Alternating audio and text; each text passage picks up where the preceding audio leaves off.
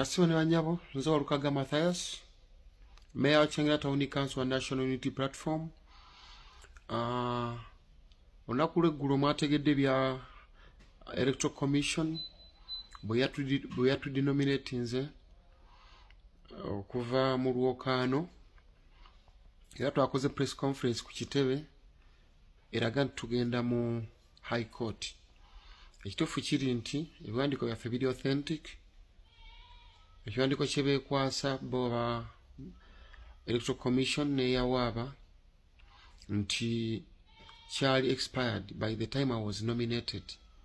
It only gets expired if someone doesn't use it for further studies. Nze namala myezi 2 nengena nfuna admission ku St. Lawrence University, and I'm there studying, pursuing bachelor's degree, public administration and management, BAPA. So tugera mu High Court olwo bitambula olwo nekiwandiiko kya National Council for Higher Education ekimpa equivalence ya senior 6 kyekyo kye natwala mu nomination, and returning officer based on that. So it was a political decision. So tugenda mu High Court so that tufunayo legal and legal decision.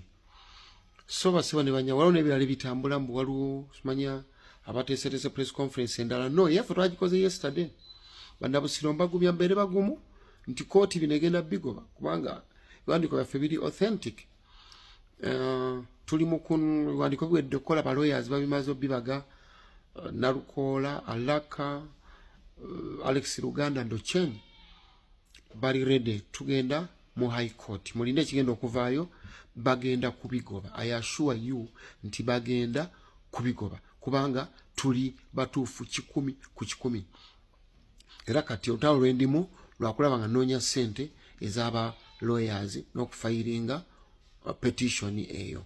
Ze ndi mu kunoonya saawa eno. Ndi mu lutalo lwa kunoonya saawa eno.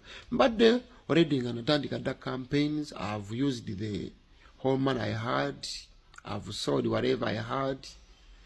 Akalunga kali mu 100 nga bw'omanyi naye these challenges zibaawo mu bulamu, and someone who's going to become a big leader, these are the challenges zayina okusanga. So mbagala nnyo mbere bagumu, tugenda mu High Court era tujja kufunayo justice ne legal decision.